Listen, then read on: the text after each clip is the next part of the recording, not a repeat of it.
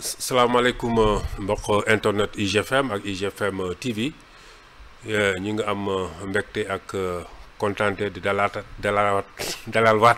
tey ci seen émission entretien spécial kii de monsieur Samba Kara Ndiaye nag mooy président du mouvement pour la troisième voie MTVS Yee Askan Wi et aussi président du parti Nouvelle Alliance démocratique du Sénégal NADEM. Salaamaaleykum Samba Kara Ndiaye et bienvenue à nouveau. asalaamaaleykum wa rahmatulah taala wa barakatu. di sant yàlla nag. bi Samba bi àndee Kara.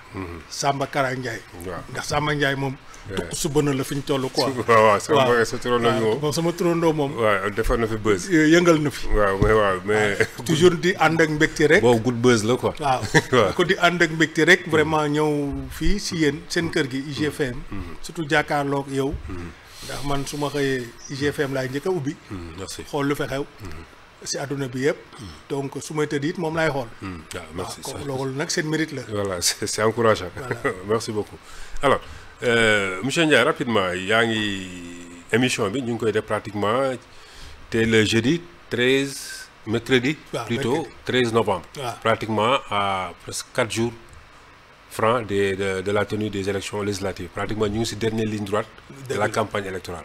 Dëgg Alors la. voilà ces derniers jours on a vu quand même le discours politique vraiment a pris une tournure vraiment voilà jamais connue jusque-là yow en tant qu'acteur politique yàgg ci politique bi depuis pratiquement je dirais Abdoulaye Wade ba léegi noo jàggate situation bi noonu. waaw xam nga dañu nekk si jamono boo xam ne c'est une génération. qui est en train de rater sa mission. ah oui. oui parce que ñun bu ñuy politique. moi j'ai 59 ans aujourd'hui.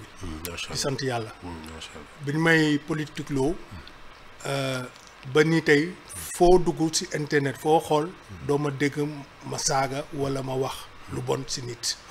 parce que am naa ay valeurs am naa yu ma gëm te dama jiital diine gi. ndax yow rek loolu rek mooy dëgg. lii yëpp dañ ko fi bàyyi. ana Senghor tey ana Mamadou Dia donc boo xoolee ana Nelson Mandela. luñ mënti xeex li am solo mooy ëllëg nga bàyyi fi dara luñ lay xoolee ne lii kat ni xeexee na ko.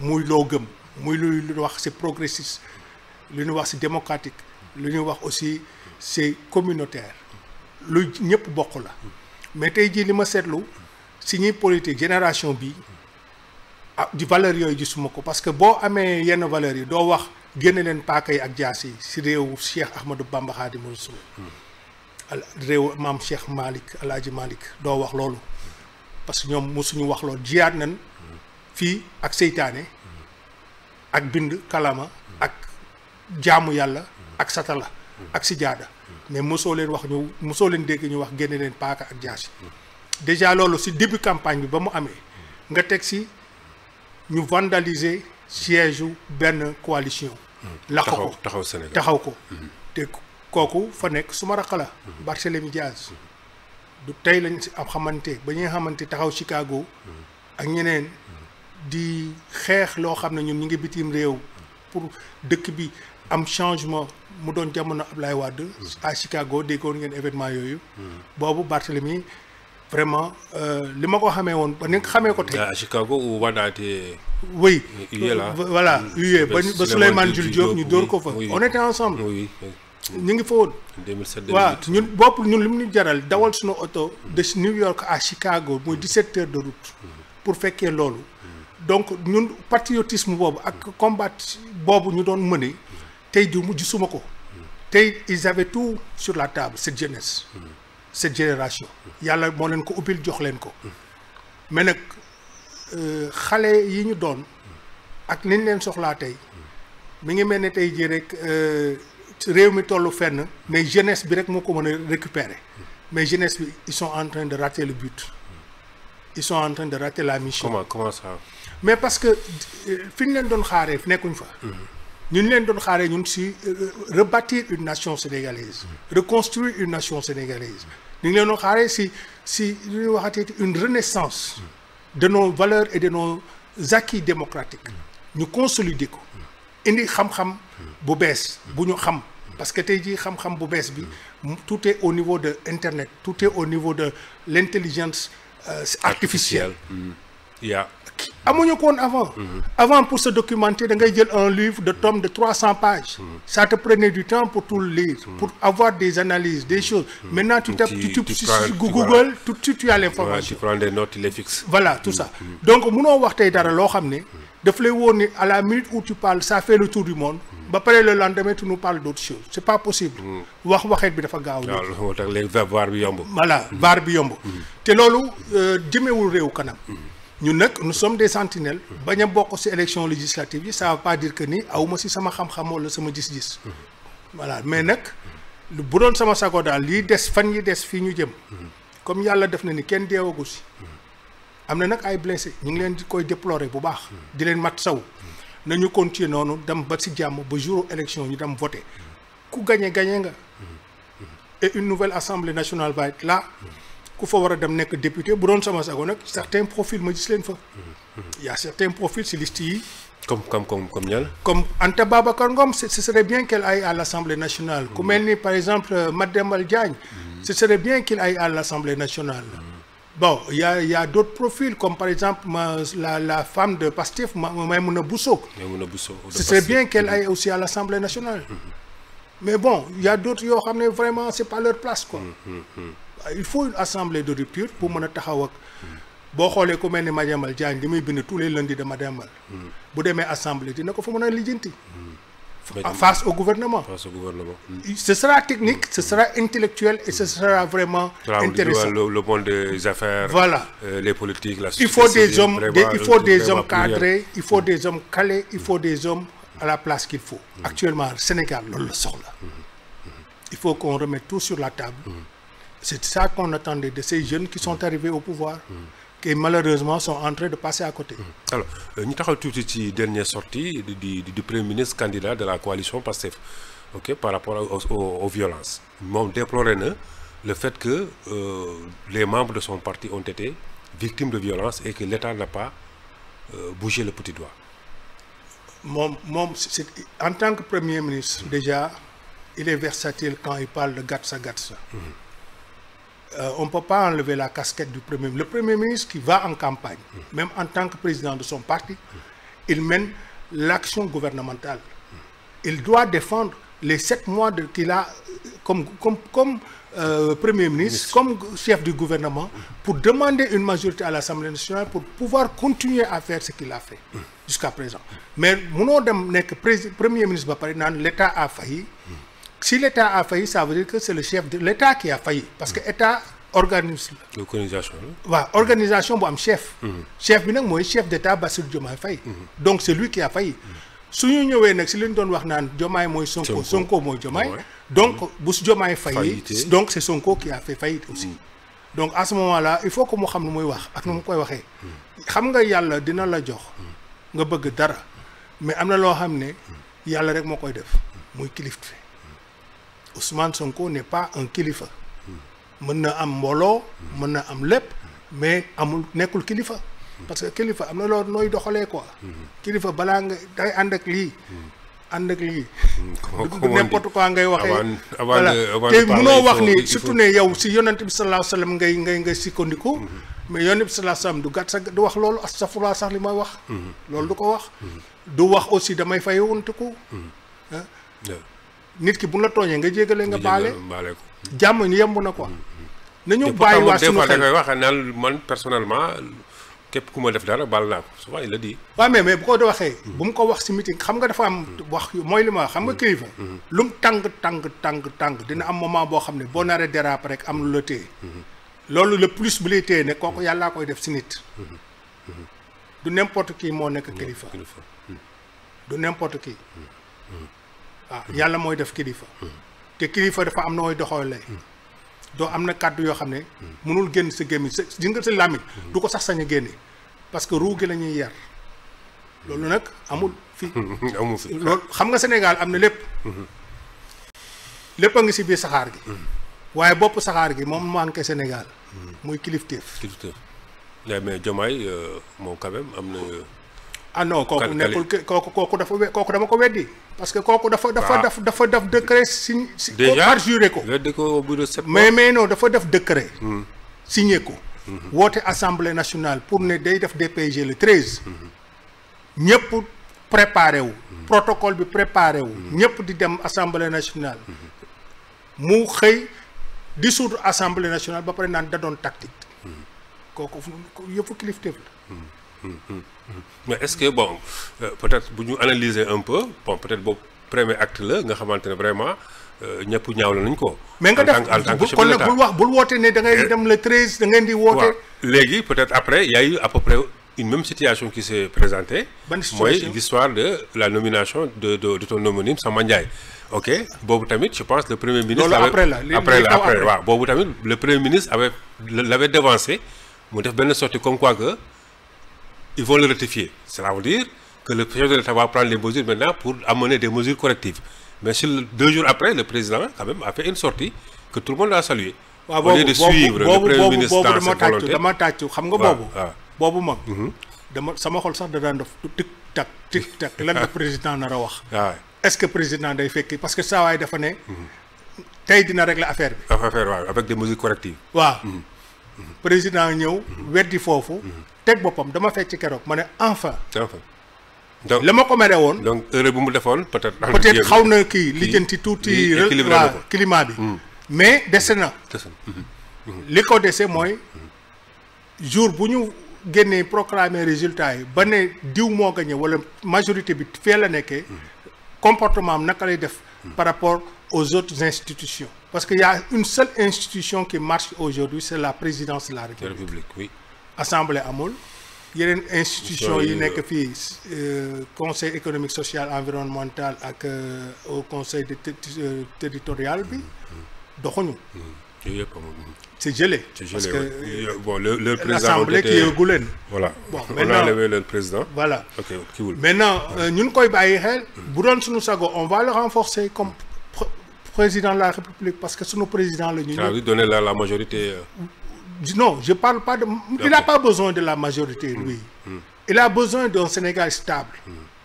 Il a besoin d'une institution stable. Sénégal stable aussi, ça passe aussi par... Absolument. Mais est-ce que ce Premier ministre-là, qui sera peut-être majoritaire à l'Assemblée nationale, va appliquer la politique d'orientation du président de la République? Est-ce qu'il faut une dualité aussi? N'oubliez pas que j'avais fait une sortie pour vous dire que la dissolution de l'Assemblée nationale va nous amener à ce qui s'était passé en 62. Ça veut dire un premier ministre qui a tous les pouvoirs et un président qui va faire les inaugurations.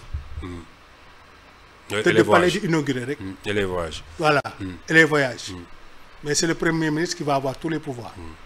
Et je pense qu'on va aller vers ça.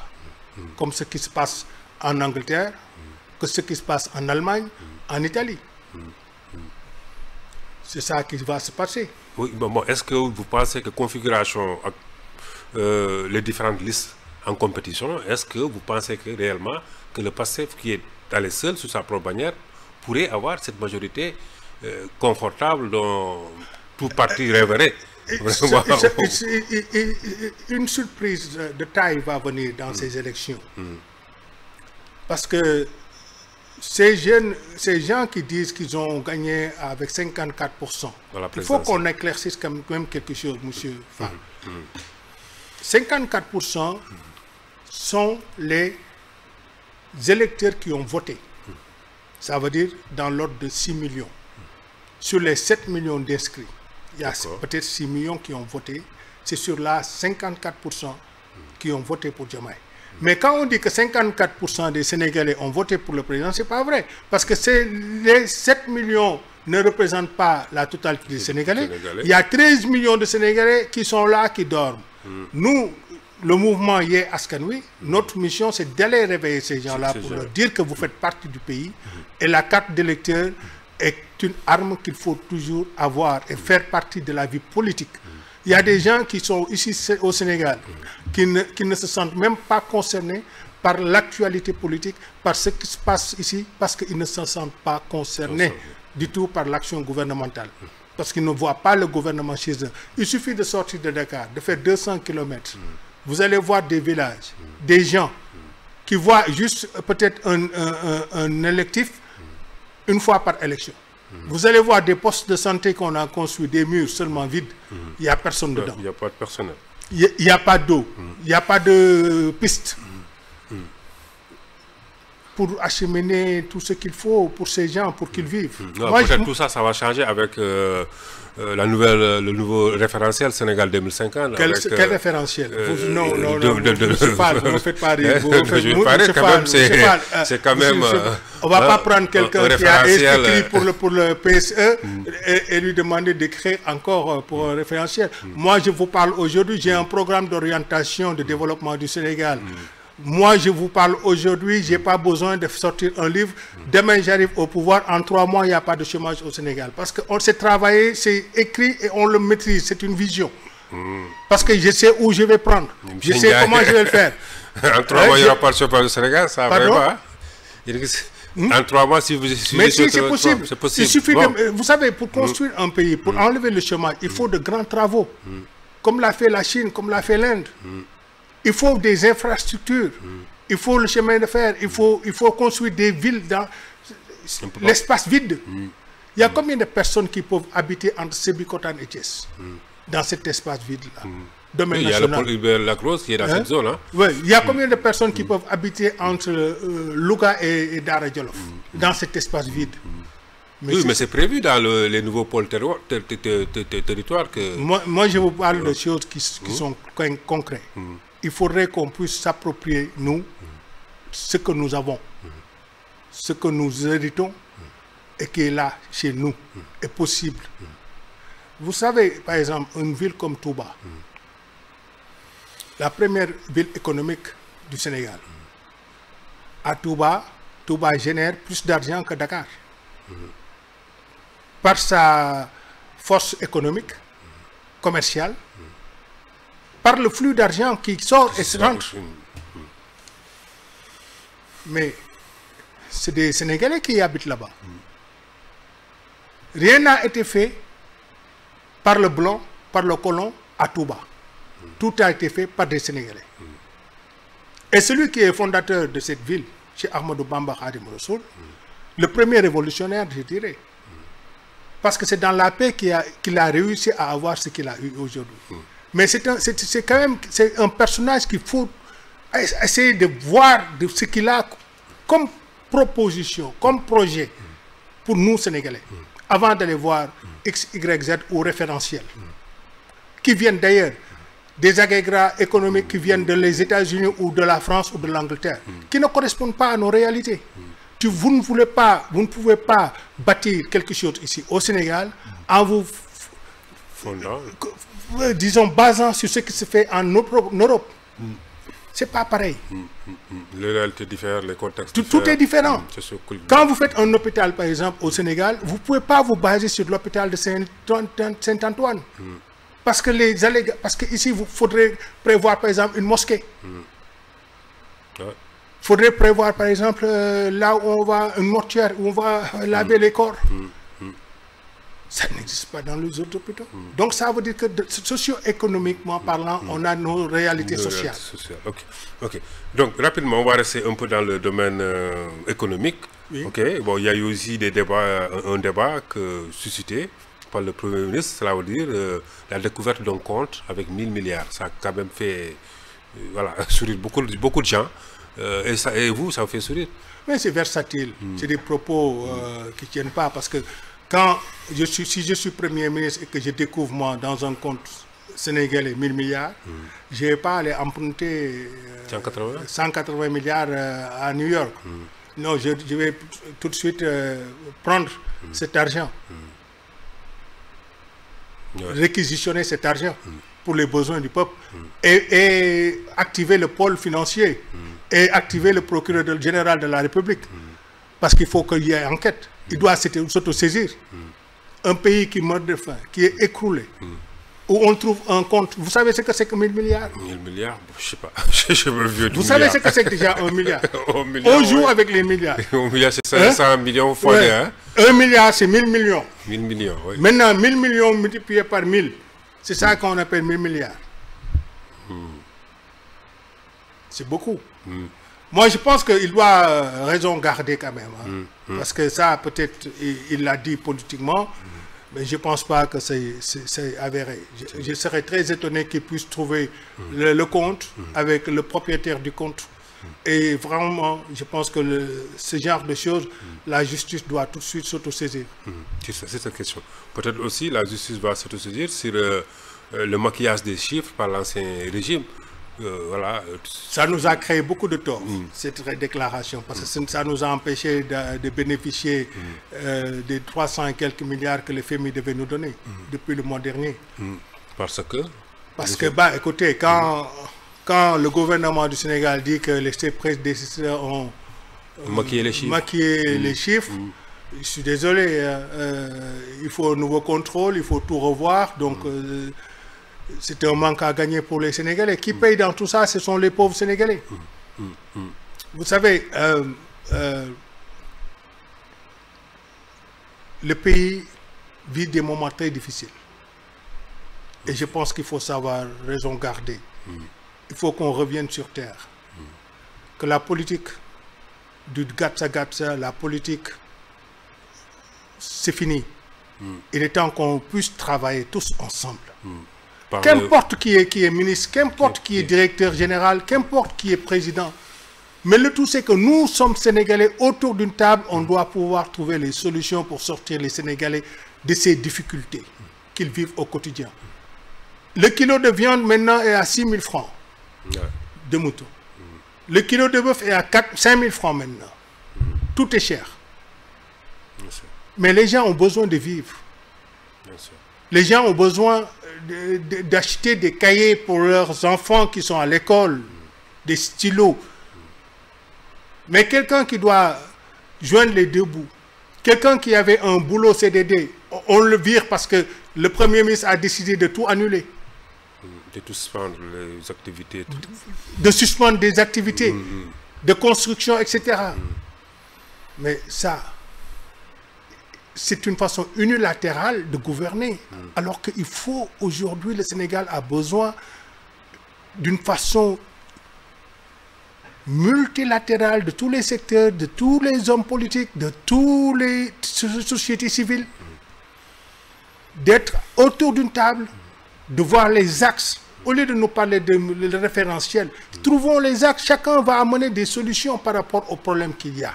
Et c'est là qu'on va trouver la voie de développement rapide du Sénégal. Pas des référentiels qui nous disent dans 2050. Dans 50 ans. Non. Bon, c'est une vision quand même. Non, la vision, c'est dans le dialogue. La vision, c'est dans le dialogue. Monsieur Fall, vous avez des idées dans la communication, dans la presse. Vous allez nous donner les idées. Le président écoute, l'autre qui est médecin, pareil. On va tous écouter et puis se réunir. C'est comme ça qu'on va réconcilier ce pays. Mais pas chaque jour des invectives, des déclarations sporadiques, versatiles. Ça n'amènera nulle part le pays. Même si on sort de ces élections qui a une majorité, on sera toujours là à discuter des choses qui n'amèneront jamais le Sénégal devant. Le Sénégal a des défis qu'il doit relever. Aujourd'hui, par exemple, il y a des rentrées du pétrole. L'argent du pétrole, où est-ce qu'il est? On commence à vendre, non? Bien sûr. Alors, ça n'est où l'argent qu'on récolte du pétrole? Faut peut-être gars yi nañ ci communiquer pour dire que depuis lors on a xaalisu Azer bi. Azer on a bon Azer bi moom dossier Azer bi je pense que c'est déjà un dossier clos parce que le PM à Diamniadio à Dakar Arena il a demandé aux gosses voilà de venir le joindre sur scène. Mais voilà, c'est ça le populisme. Voilà. D'ailleurs, faudrait que je vous dise, par rapport au populisme, ça me faisait rire. Parce que quand j'ai entendu que le Pastef faisait payer 1000 francs CFA le droit d'entrée, Adolf Hitler, en 1933, faisait payer 1 Deutschmark à ses militants pour venir à ses meetings. Ah oui? Absolument. Vous voulez dire que non, je vous dis c'est du populisme. Un peu, non, mais c'est ce qu'on appelle l'esprit du populisme.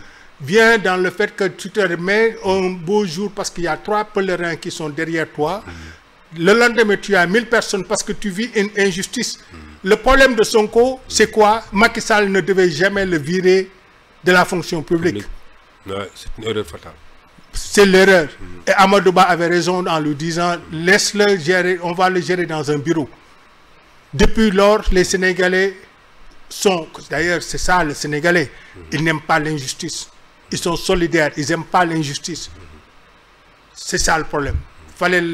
Quand vous avez un opposant qui vous dérange, mais il faut le laisser dérouler.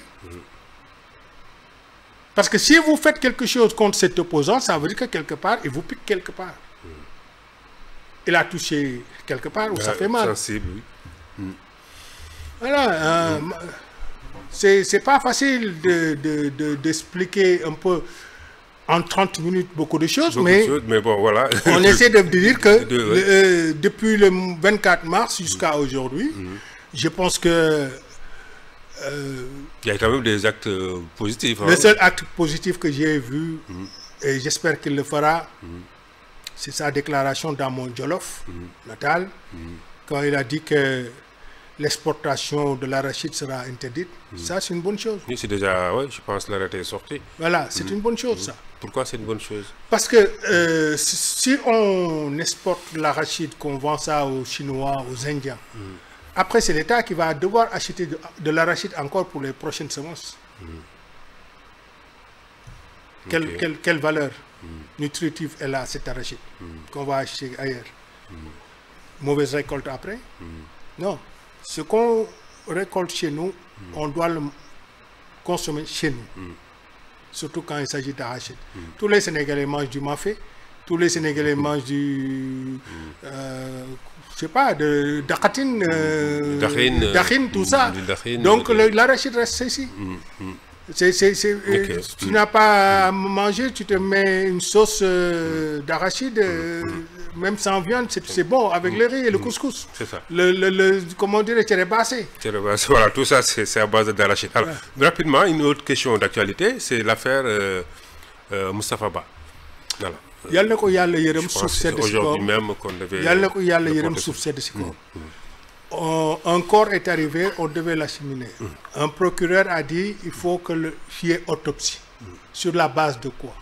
Peut-être qu'il y a des soupçons que c'est pas une mort naturelle. Bon, maintenant, on dit après le corps peut être enterré. Mais il faut qu'on nous éclaire nos lanternes. Lu tax ñu def autopsie bi. Ak lañ leen ci jël.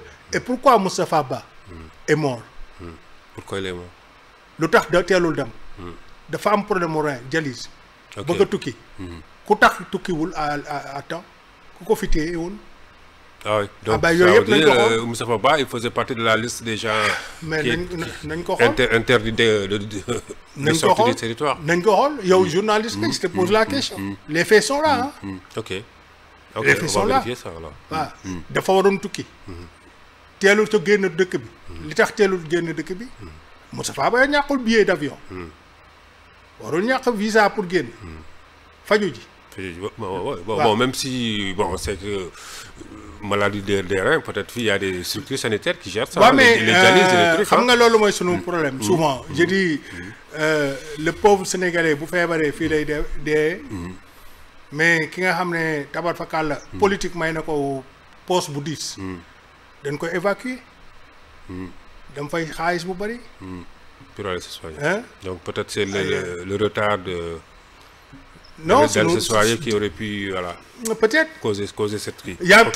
Man daal li am solo mooy fi may sant yàlla mooy teel lañ ko delloo njabootam suul nañ ko yàlla na suuf sedd si kawam li xew na feebar yooyu nag dafa sensible ay rein et wala yooyu cancer dafa sensible mais Sénégal aujourd'hui il y a des gens qui meurent alors que c'était pas leur heure parce que manque de soins amuñu xaalis boo demee tey pharmacie bëgg a jënd benn sirop parce que da nga am palu boo amul 3000 francs doo ko jënd antibiotique boo amul 3000 francs doo ko jënd sirop kii antipalu boo amul 3000 francs doo ko jënd lépp cher mais léegi ki amul xaalis bu fa ci bureau nu muy def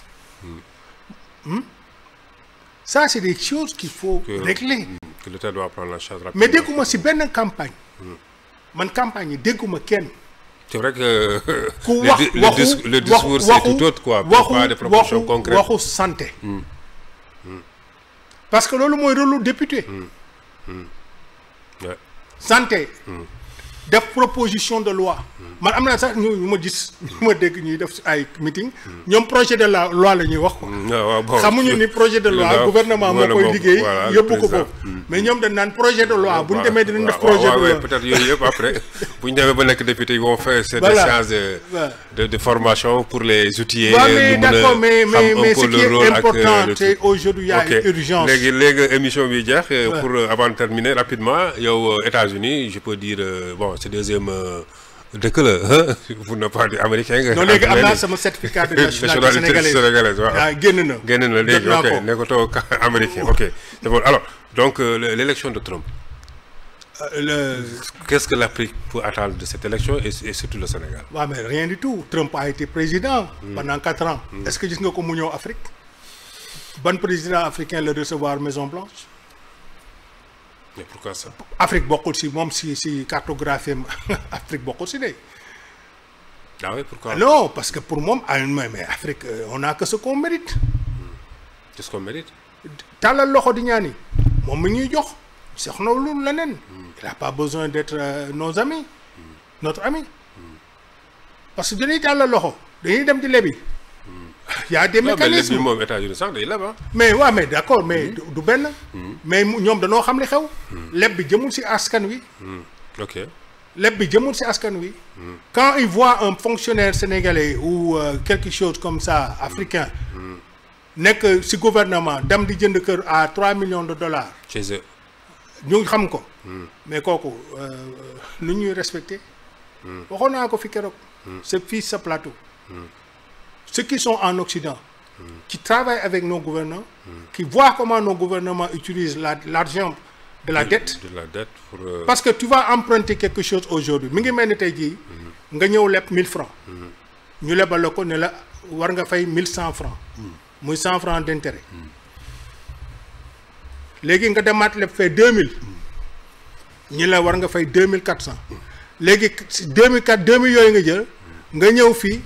ne léegi maa ngi leen di rembourser 500 francs yi ma war a fay intérêt mais yoreel naa leen 1000 francs ba léegi nga demaat le fay 3000 ñu ne la 3800 nga war a fay nga ñëw fay si 2000 boobu 2400 bi nga fay ko 400 ne ko léegi fay naa la amatul intérêt bàyyi fa 2000 yi dinaa la ko fayaat ainsi de suite dette bi noonu la demee fii cercle vicieux te nit mën nañ ci génn ok bon peut-être xam nga sénégalais yi de bonne foi il aurait suffi que président ne leen dañoo nekk ci jafe-jafe bii na ñëpp cotiser trésor lu ñuy permettre ñu génn ci sénégalais yi mën nañ def levée de 1000 milliards il y en a qui sont capables de se suer pour le Sénégal.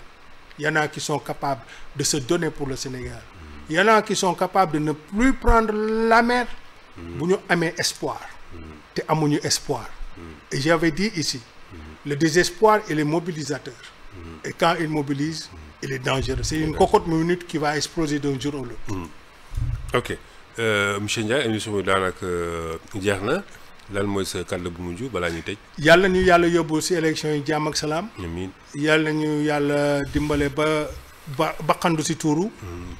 ñi war a gagner dem assemblée. yàlla na leen yàlla sàmm. ba ñu def fa liggéey bu ñu mën ak kattan. ñu nit yàlla dimbale ñu. parce que comme je l'ai dit ici dans votre antenne. j'ai mon certificat de nationalité sénégalaise. et je suis en selle pour 2029. candidat donc voilà. la déclaration est bien passée. jeex na incha allah 2029 yàlla na fekkee tel que. dañ koy fekkee ak jàmm parce que mission la. ok donc merci beaucoup monsieur Ndiaye donc merci aussi à nos internautes de IGFM ak IGFM TV tey ñu ngi amoon mbégte ak kontaante dalal seen émission entretien spécial monsieur Samba Kara Ndiaye moom mooy président du mouvement pour la troisième voie MTVS Yewwi Askan Wi. et président du parti Nouvelle Alliance démocratique du Sénégal NADEM. Donc merci, rendez-vous donc demain avec un autre invité. Merci beaucoup.